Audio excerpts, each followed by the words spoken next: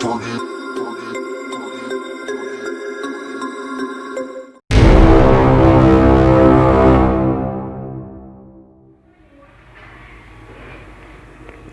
students, welcome to online study, English medium, subject Hindi,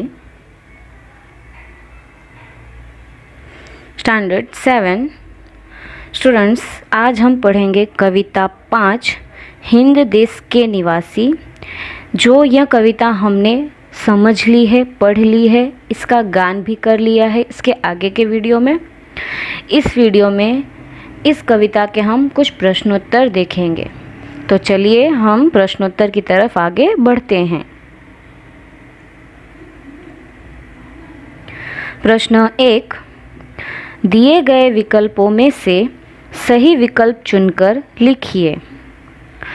number 1, फूलों को माला में खाली जगह जाता है। ए मथा, बी डाला, सी पिरोया, डी गूथा। तो उत्तर है गूथा। फूलों को माला में गूथा जाता है। नंबर 2, कोयल की खाली जगह निराली होती है। ए जाति, बी कूक, सी चोंच, डी भूख।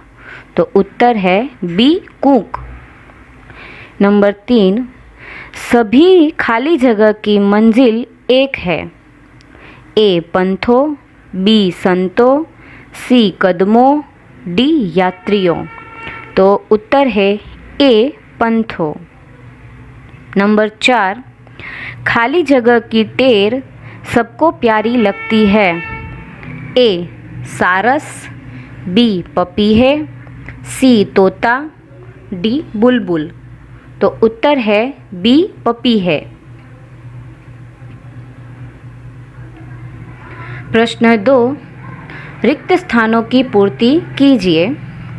नंबर 1, हिंद देश के खाली जगह सभी जन एक हैं।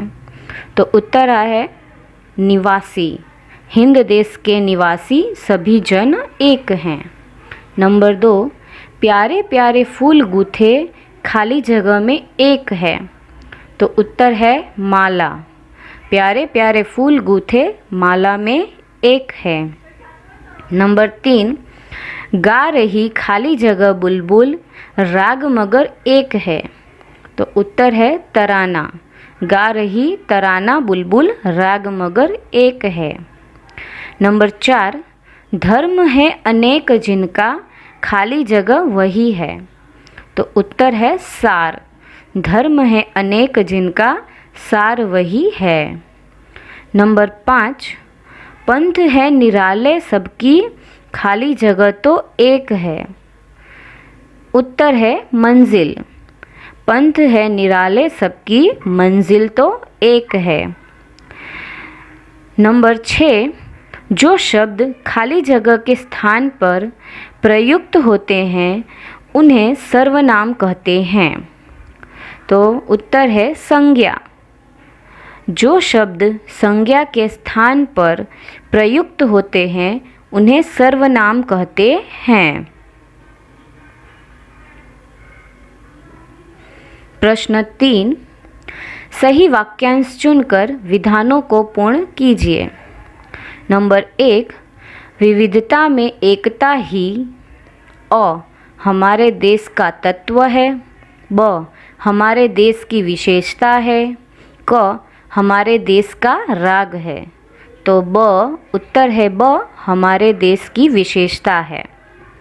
नंबर 2, सभी धर्म एक समान है क्योंकि अ उनका सार एक है, ब उनका जन्म स्थान एक है, क उनके प्रचार के तरीके एक जैसे हैं। तो उत्तर है अ उनका सार एक है।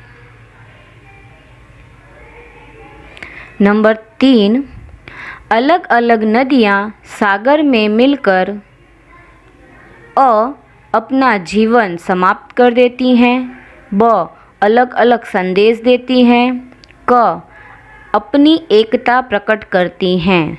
तो उत्तर है क अपनी एकता प्रकट करती हैं। प्रश्न 4, निम्नलिखित प्रश्नों के उत्तर एक एक वाक्य में लिखिए। नंबर 1, विविध प्रकार के फूल किस बात का प्रतीक हैं? उत्तर, विविध प्रकार के फूल भारत की विविधता के प्रतीक हैं। नंबर 2, अलग अलग फूलों की माला किसका प्रतीक है? उत्तर, अलग अलग फूलों की माला विविधता में एकता का प्रतीक है। नंबर 3, कविता में कोयल, पपीहा और बुलबुल किसके प्रतीक हैं? उत्तर, कविता में कोयल, पपीहा और बुलबुल भिन्न भिन्न भाषाएं बोलने पर भी एकता के सूत्र में बंधे भारतवासियों के प्रतीक हैं। नंबर 4, सभी धर्मों का सार क्या है? उत्तर, सभी धर्मों का सार एक ही है, मनुष्य को बुराइयों से दूर रखना और उसे उन्नत बनाना। नंबर 5, माला में कौन कौन से फूल एक रूप हुए हैं? उत्तर, माला में बेला, गुलाब, जूही, चंपा, चमेली आदि तरह तरह के फूल एक रूप हुए हैं। नंबर 6, इस कविता में किन नदियों का उल्लेख है? उत्तर, इस कविता में इन नदियों का उल्लेख है गंगा, यमुना, ब्रह्मपुत्र, कृष्णा और कावेरी। प्रश्न 5, निम्नलिखित प्रश्नों के उत्तर लिखिए। नंबर 1, हमारे देश की क्या विशेषता है? उत्तर, हमारे देश में भिन्न भिन्न रंग, रूप और पहनावे वाले एवं अलग अलग भाषाएं बोलने वाले लोग रहते हैं। इसके बावजूद यहाँ के लोग एक हैं। इस तरह विविधता में एकता ही हमारे देश की विशेषता है। नंबर 2, हिंदवासियों में कैसी विविधताएं हैं?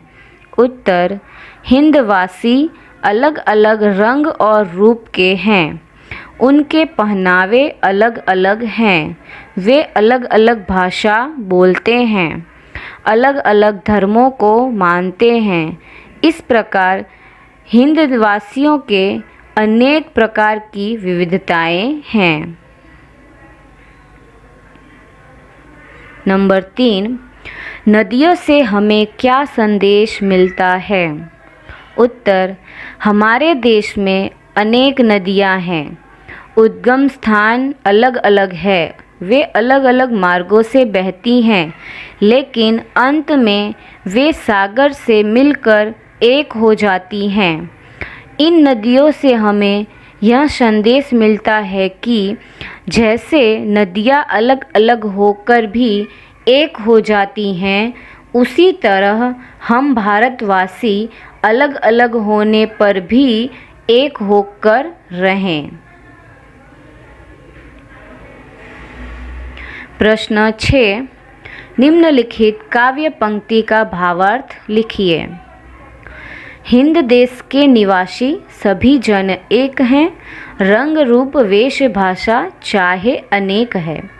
इसका भावार्थ है, भारत देश में रहने वाले लोगों की रंग रूप, पहनावे और भाषाएं भले ही अलग अलग हो, परंतु वे सब लोग एक हैं। यहाँ रहने वाले सभी लोगों की मातृभूमि भारत ही है। प्रश्न 7, निम्नलिखित वाक्य पढ़िए और खुद के लिए प्रयुक्त सर्वनाम शब्द छांटकर लिखिए। नंबर 1, अब राजीव स्वयं बल्लेबाजी करने आया। तो इसका उत्तर है स्वयं। इसमें जो सर्वनाम है स्वयं के लिए, खुद के लिए, वह स्वयं है। नंबर 2, मैं अपने आप चला जाऊंगा। तो इसमें अपने आप सर्वनाम शब्द है। नंबर 3, वह खुद चले गए। यहाँ पर खुद यह सर्वनाम शब्द है। नंबर 4, वह आप ही चला गया।